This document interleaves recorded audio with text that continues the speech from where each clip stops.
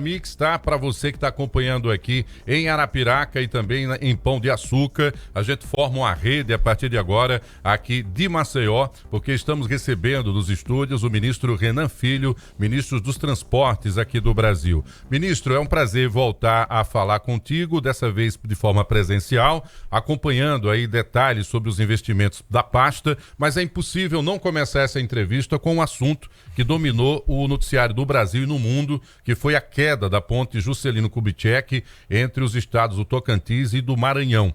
E principalmente porque nos surpreendeu a informação de que o governo dispunha de recursos, tanto que a gente botou no exercício de 2024 os recursos para a recuperação dessa ponte. E a grande pergunta é, se a gente sabia ou tinha recursos, por que aquela tragédia não foi inventada, de certa maneira, evitada com a interdição daquela ponte, já que até vídeo foi feito no momento em que ela estava caindo. Muito bom dia, seja bem-vindo ao Jornal da Mix. Bom dia. Bom dia, Marcos, bom dia, Thaís. É um prazer grande estar aqui com vocês, conversando na Mix. Olha, a tragédia da ponte ocorreu porque houve alguma falha que está sendo exatamente por meio de uma sindicância investigativa levantada. O DENIT, ele tem um sistema de avaliação de 9.000 pontes que existem no Brasil, pontes, viadutos, o que chamamos na engenharia de obras de arte especiais. Aquela ponte foi construída em 1964. Ela ganhou até prêmio internacional porque vencia o maior vão livre do mundo na época. Ou seja, era uma ponte referência. Só que de 1964 para 2024, a divisa do Tocantins com o Mato Grosso mudou muito. Aquela região antes nada produzia, era a entrada da Amazônia brasileira naquele tempo. E agora é uma das regiões mais produtivas do mundo. Era só para transporte antigamente, entre as cidades. Era para garantir a integração nacional em virtude da construção de Brasília. Era para ligar por meio da BR-010 Brasília ao Nordeste brasileiro e ao Norte brasileiro. Então os tempos mudaram, a infraestrutura foi sendo adaptada à nova realidade e o fato é que a ponte não foi interditada. Não há falta de recursos. Esse ano nós tivemos o maior volume de investimentos de todos os últimos anos no governo do presidente Lula. Nós temos manutenção, mas o serviço público tem que cumprir as suas atribuições. Nenhum engenheiro formado que passou anos na universidade, depois na atividade profissional, pode deixar uma ponte chegar ao colapso. Ele precisa dizer, olha, para essa ponte. E o DENIT faz isso com muitas delas. Nós tivemos, ao longo do ano passado, paralisações de várias pontes. Por exemplo, a ponte dos Fandangos, no Rio Grande do Sul, foi paralisada. Pontes que estavam com alguma dificuldade e não podiam transportar carga, eram utilizadas apenas para transporte de veículos pequenos e de motocicletas.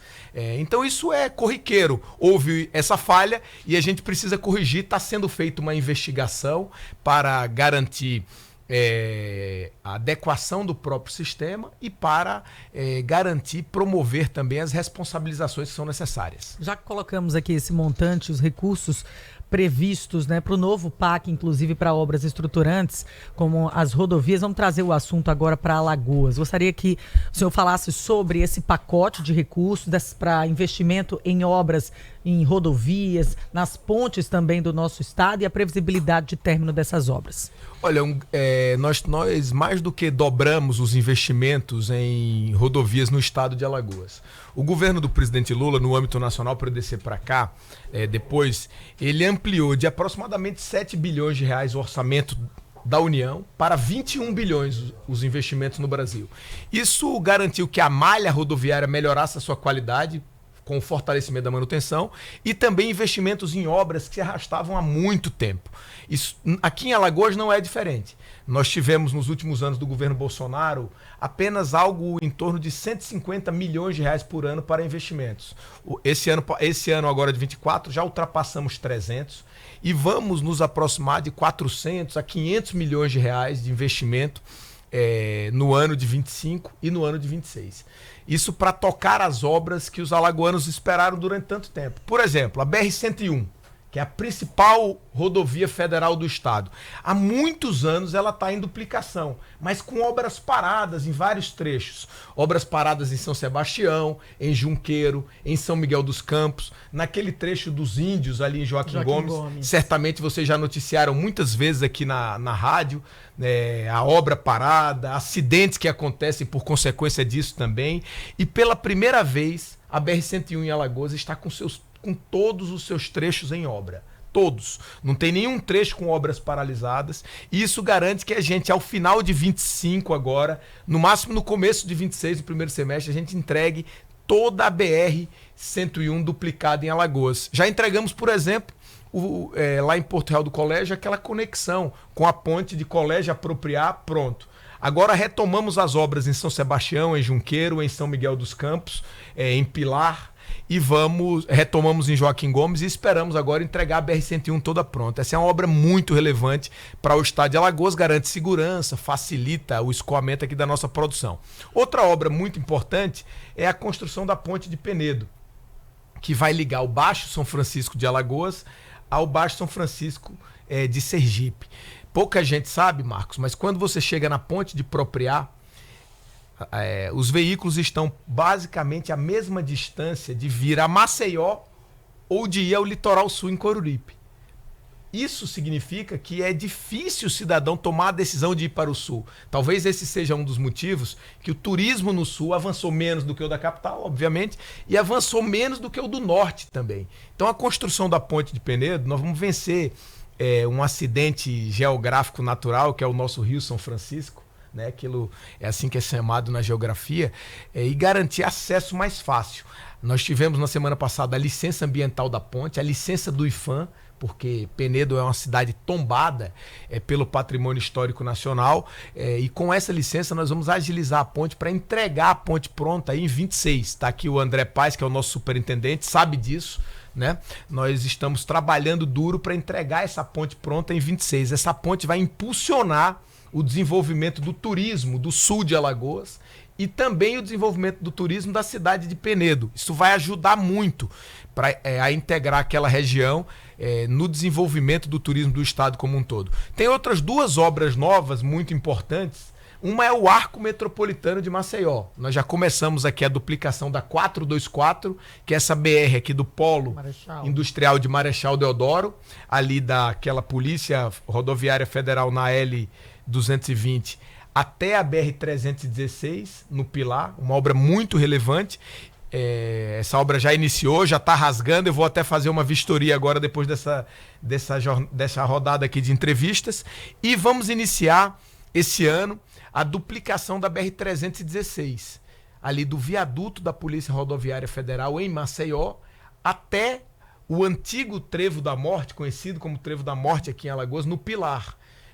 Agora ele já foi construído um viaduto, retirou aquele encontro em nível, melhorou bastante, mas agora com essa duplicação nós vamos tirar boa parte do fluxo de Maceió, que não precisaria passar por dentro da cidade. Quem vem do interior para o aeroporto, ou quem vai do aeroporto para o litoral sul, né, para o Agreste, para o Sertão, isso vai facilitar o trânsito na Fernandes Lima, na Via Expressa. E a carga pesada também, né? Vai possibilitar uma estratégia diferente para a carga pesada, retirando a carga pesada dessas regiões. Até porque as usinas agora adotaram uma estratégia, ministro, que é de botar 3, né, caminhões para um motorista só, 3 carrocerias para um motorista só guiar.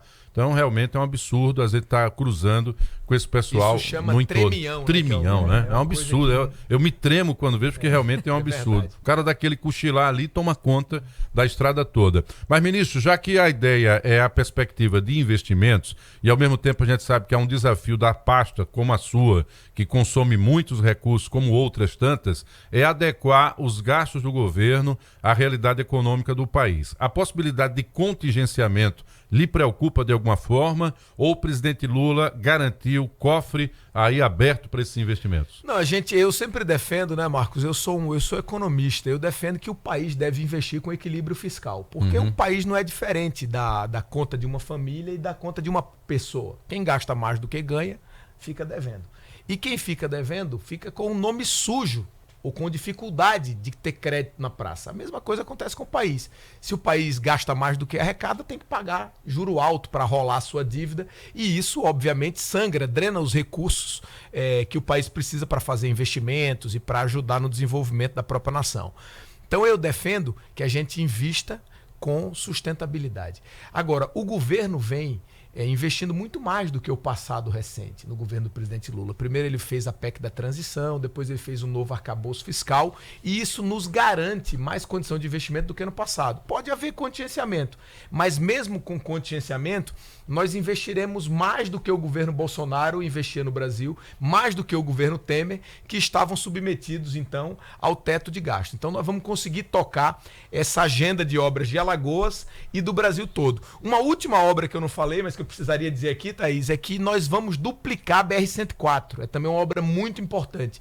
Ali de Messias, passando por Murici, Branquinha, até União dos Palmares. Ou seja, com essa conexão, nós vamos ligar ali aquela região do Vale do Mundaú a Maceió em pista dupla, e vai ser muito importante para garantir mais segurança também para as pessoas. Com esse conjunto de obras em Maceió, obras no Baixo São Francisco, obras na região da Mata Alagoana, nós vamos ter no estado, assim, o nosso estado com um dos maiores percentuais de rodovias duplicadas do Brasil. Vai mudar o mapa, né? E o maior do Nordeste. Isso é muito relevante, porque quando soma os esforços, Marcos, também do que o governo de Alagoas tem feito, como, por exemplo, a duplicação para Arapiraca, agora a duplicação para o Sertão, a duplicação de Palmeira dos Índios a Arapiraca e de Arapiraca a São Sebastião, isso colocará Alagoas como o estado com melhor qualidade da sua infraestrutura rodoviária do Nordeste, e isso impulsiona, obviamente, o nosso desenvolvimento. Vinda de empresas, né, que é o nosso sonho, cada vez mais ampliar o nosso parque industrial. Preciso destacar, Thaís, que estamos em rede com a Gazeta de Arapiraca e também a Gazeta de Pão de Açúcar. Agora, ministro, um detalhe importante em relação a essa situação como ministro, e também esse olhar carinhoso para o seu estado, que é o estado de Alagoas, é que ao mesmo tempo o senhor ganhou projeção nacional, mas continua com o pé em Alagoas. E aí é impossível não perguntar o que todo mundo fala nas esquinas, nos botecos, nos estádios de futebol, torcendo ou não para o Botafogo, para o CSA. O senhor vai ser candidato em 2026 para enfrentar a JHC, ou o seu projeto, depois desse passo tão importante na sua carreira política, que é de se tornar ministro, é construir pontes para o Brasil? Aí eu falo na sua carreira política, né? Olha, Marcos, primeiro eu queria agradecer aí pela pergunta. Eu sou hoje um dos quadros que o PMDB aposta para participar do cenário nacional na política, né? Nós dialogamos sobre isso, conversamos sobre isso. Só que a política nacional, ela tem comportamento próprio, ela depende de muitas circunstâncias, né, que não estão assim afeitas às nossas próprias condições, né? As circunstâncias são mais importantes.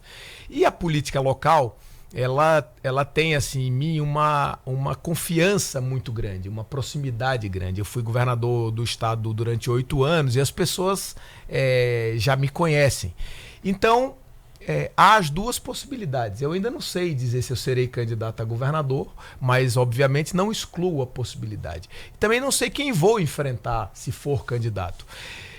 E preciso dizer também que não é possível que no momento eu não coloque o meu nome à disposição do meu partido no âmbito nacional, porque eu tenho 44 anos de idade e na minha geração pouca gente percorreu o caminho que eu percorri na política, né? Eu fui 2 vezes prefeito, depois eu tive a satisfação de ser o deputado federal mais votado em Alagoas aqui na eleição de 2010, até então mais votado da história do estado. Depois eu fui candidato a governador e venci 2 eleições para o governo de Alagoas. No primeiro turno, a segunda delas, eu tive a maior votação absoluta da história de Alagoas, mais de 1 milhão de votos naquele pleito, né? Quase 80%, 77% dos votos. E depois fui eleito para o Senado. Então essa trajetória, ela é uma trajetória rara na minha geração no Brasil.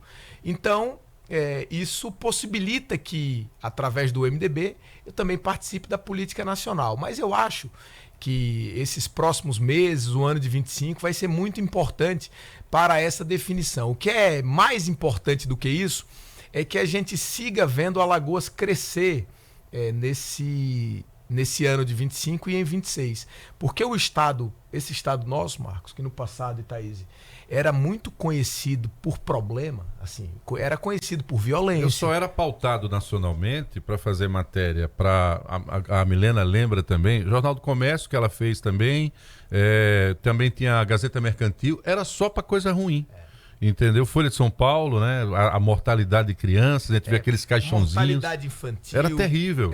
Educação que não avançava, emprego, desemprego estrutural acima da média do Nordeste, né? E um estado sem perspectiva, porque o estado demorou muito tempo para migrar a sua atividade econômica do setor alcooleiro para outras iniciativas. Ocupava muito espaço. A violência, né? Os serviços públicos aqui notabilizados, eu me lembro que era todo mês, por exemplo, a maternidade de Santa Mônica, que antes da construção do Hospital da Mulher e das melhorias que ela própria passou no noticiário nacional toda hora, sempre dessa maneira. Então eu acho que Alagoas mudou muito ao longo dos últimos anos. Hoje o estado é o que mais reduziu violência na década passada, segue reduzindo. Nós criamos programas inovadores na educação, como por exemplo o Cartão Escola 10, que foi adotado pelo governo federal com outro nome chamado Pé de Meia. Virou modelo nacional. Virou modelo nacional. Então, essas políticas, Alagoas hoje é líder em geração de emprego, é líder em crescimento econômico. O ano passado, de 23, o PIB do estado cresceu 6,5%. Esse ano de 24, também o Nordeste cresceu acima da média nacional. Certamente Alagoas acima da média do Nordeste. E a gente precisa manter isso, porque isso vai tirando a gente daquele atraso que nos colocava lá atrás. Isso, a gente sente que o estado tem uma autoestima diferente hoje. As próprias pessoas, né?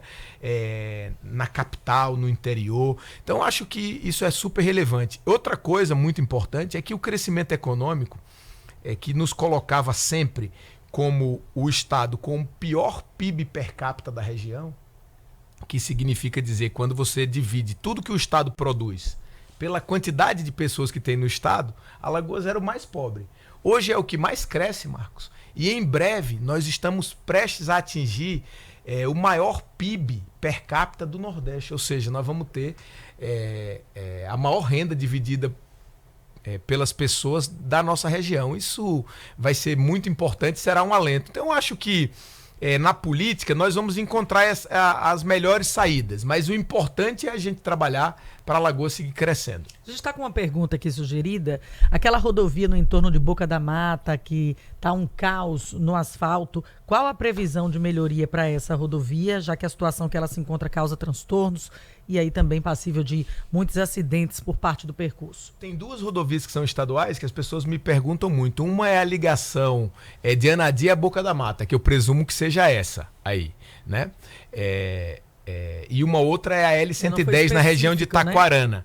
Agora, talvez com relação à Boca da Mata estejam se referindo à BR-101, que ela sofreu ali um deslizamento e nós fizemos 2 desvios que estão passando lá, porque a BR-101 ficou muitos meses paralisada naquele trecho, né? Ficou paralisada no governo anterior por conta de um buraco que abriu em São Miguel e depois houve um deslizamento ali. Nós já resolvemos isso e agora nós vamos fazer a obra definitivamente, mas o fluxo naquela região de São Miguel na BR-101 já está passando com naturalidade. Então eu não sei exatamente a qual trecho ele se refere, mas essas são as respostas aí para a 101 e para as outras rodovias da região. Governador, ministro, porque a gente falando de governo e terminou caindo, mas uma vez governador, sempre governador, mas vivenciando esse momento agora como ministro. A eleição de 2026, ela vai estar em pauta com 2 vagas para o Senado. Vosso pai, senador Renan Calheiros, obviamente já ex-presidente inclusive do Senado, político experiente também no próprio cenário nacional, é candidato à reeleição. O senhor foi eleito senador, está como ministro, mas 2 vagas serão disputadas. Tem possibilidade de ter uma dobradinha com Arthur Lira, que sonha em recuperar a vaga que foi deixada pelo seu pai, Bill de Lira, que inclusive está numa situação de saúde muito delicada nesse momento, mas que, em nome até do desenvolvimento do Estado, Renan caminhando por um lado, um pacto de não agressão com Arthur Lira e garantir essas 2 vagas, ou isso é impossível, coisa da cabeça desse articulista que vos fala? Eu acho que isso vai ser descortinado aí nos próximos meses e até o início do ano que vem, porque essa aliança, ela precisa ela precisa estar ajustada à complexidade nacional da eleição e o comportamento dos partidos. Mas eu acho que aqui em Alagoas nós não temos assim diferenças insuperáveis se for priorizado o interesse do Estado. Obviamente, o nosso grupo hoje não é o grupo do Arthur Lira. O Arthur Lira ele tem sido aqui ao longo das últimas campanhas nosso adversário local, né? Eu fui candidato contra o Benedito de Lira, a governador, que está até com problema de saúde, como você coloca. Eu espero que ele se recupere. Eu sempre tive uma boa relação pessoal com um ex-senador, ex-deputado e hoje prefeito da Barra de São Miguel, Benedito de Lira. Espero que ele se recupere e possa exercer o mandato para o qual foi eleito agora para prefeito da Barra. Depois eu na minha reeleição enfrentei o grupo do Arthur com outro candidato. Na última eleição agora ele apoiou o Rodrigo Cunha também, contra o governador Paulo Dantas, que foi o meu candidato e foi eleito.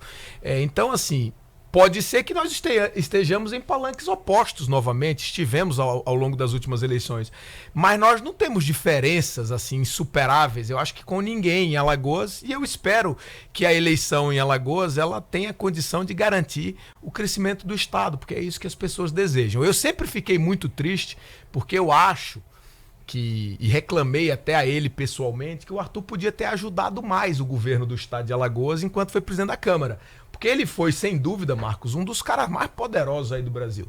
Isso vai encerrar agora em fevereiro, né? Principalmente aí no governo Temer, no pós-impeachment da presidente Dilma, no governo Bolsonaro, em que, pela infantilidade do próprio Bolsonaro, ele entregou o orçamento, entregou o próprio governo ao Centrão, e o Arthur era um dos coordenadores, um dos líderes ali do Centrão, como presidente da Câmara. Eu sempre achei que ele podia ter ajudado mais o Estado, né?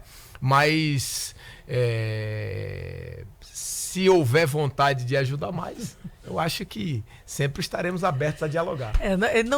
Não descarta possibilidades, né? Agora, não dá para não voltar nesse assunto, porque deixou ali uma brecha. Pode ser que eu coloque meu nome à disposição do MDB Nacional, pode ser que eu venha para cá. Então, esse pode ser. Tem muita gente querendo saber. Uma pergunta diretamente para o ministro. Vai ser ele contra a JHC em 2026? É isso que todo mundo quer saber. Eu não sei nem, Thaís. Se eu vou ser, imagina o JHC. O Jota vai ser. Eu vou logo lhe dizer que ele vai ser. E com o apoio do Arthur. Por isso que a gente está considerando que hoje, como a conjuntura, e você bem colocou que o cenário nacional muda a toda hora, imagina só o que ocorre. Hoje o Jota sonha em ver a tia ministra do STJ, mas para isso tem que se aproximar do Lula. E o Lula não é tolo. Se isso precisasse essa aproximação existir, ele vai dizer, vamos resolver um problema local lá em Alagoas. Que tal, né, vocês marcharem ao lado dos nossos aliados históricos? E se isso acontecer, aí o Jota vai ser com o apoio de vocês ou não? Mas o Jota é a oposição ou é governo? Porque governo, Marcos? Ele não é mais Bolsonaro, então isso eu já sei. Então ele pode virar situação por conta da situação. É porque governo até se perde na eleição quando você não tem a condição de ganhar, mas não se entrega à oposição. Então acho que essa aliança por aqui ela precisa ser muito discutida, e acho que essas outras questões que estão sendo discutidas no âmbito nacional, elas têm prazos diferentes, né?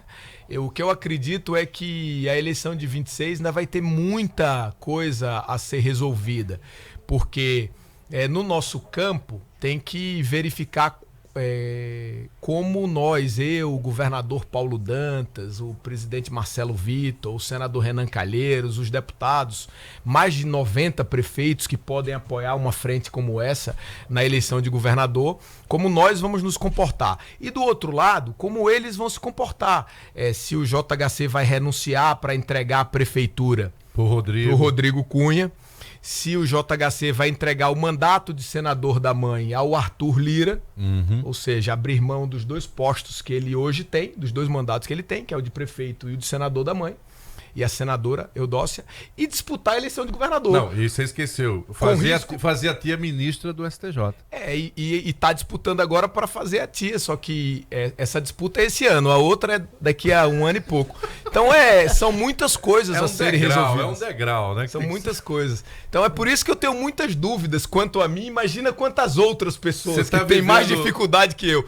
Porque eu, se for o candidato, tô no meio do mandato. Eu não tô com tanto problema, não. Eu tô no meio do mandato, senador. Existe especulação aí, inclusive com tendência de voto, lhe colocando ali numa posição muito favorável, numa disputa ali. O povo vive fazendo pesquisa, né? O Edivaldo Júnior entrou semana passada, tem uma pesquisa. Você viu lá a pesquisa do Edivaldo? Justamente que você está na cabeça dos alagoanos é verdade. A base que você criou, que hoje viabiliza o governo bem mais tranquilo do Paulo Dantas, e agora com a aliança federal do presidente Lula, né, que lhe reconhece politicamente e o seu pai como sendo pessoas que precisam ser a referência para o Estado, isso é inegável. Por isso que a gente queria saber exatamente dessa perspectiva de construção. Porque eu me lembro, Renan, não sei se ministro, né? Se necessariamente o que os livros de história traziam eram equivocados. Mas eu me lembro que a Bahia tinha muita divergência e existia um personagem já falecido que é o Antônio Carlos Magalhães. Mas quando o assunto era recurso para a Bahia, a esquerda se unia, o PT se unia, o PCdoB, era PFL na época, né? Depois virou DEM, e a Bahia cresceu. E a gente ficou vendo isso, a ver navios aqui tão pertinho e eles crescendo tanto. Então, por isso que a gente sempre acha que a possibilidade de construir pontes, né, literalmente políticas, eu concordo também. é possível. Eu acho que a Alagoas está crescendo muito e eu falei exatamente isso, que é um caminho que nós podemos perseguir se o interesse do Estado, o crescimento, ele puder ser preservado. Mas eu acho que nós vamos conversar muitas vezes sobre essas coisas aí, né, ao longo desses próximos 2 anos, porque vai se aproximando da eleição e esse tema, apesar de todo mundo ter que trabalhar no curto prazo, entregar, né, eu estou me esforçando muito por isso. Hoje mesmo vou sair daqui para vistoriar obras, para conversar sobre o VLT de Arapiraca, que é um projeto que vamos tirar do papel, muito interessante lá no Ministério dos Transportes. Já conversei com o prefeito Luciano Barbosa também sobre isso. Mas a política, ela é dominante e as pessoas hoje em dia cada vez mais acompanham política por meio das redes sociais, está todo mundo aí muito conectado, né? E eu vou colaborar para que Alagoas possa seguir avançando. Eu acho que esse é o meu papel. Valeu. Conversamos aqui, portanto, gente, com o ministro dos Transportes, Renan Filho, soube ali fazer a curva, o contorno, o viaduto, né? E está analisando o cenário local e nacional. Importante isso, é uma prova de que está crescendo também dentro dessa perspectiva nacional da política. A gente volta a se falar em outras oportunidades. Milena Andrade, tenho sempre que reconhecer o trabalho de mediação para essas coisas acontecerem. E a gente vai encerrando agora a nossa rede formada com Arapiraca. Um bom dia para todos de Arapiraca e também de Pão de Açúcar. Voltamos aqui para Maceió para se despedir do ministro Renan Filho. Até uma próxima oportunidade. Obrigado por ter prestigiado aqui o Jornal da Mix. Obrigada, ministro. Eu que agradeço. Muito obrigado pela oportunidade. 7h31. Vamos fazer um rápido intervalo. Hora de falar do curso Stefano Souza, que oferece uma metodologia integral, personalizada para o desenvolvimento dos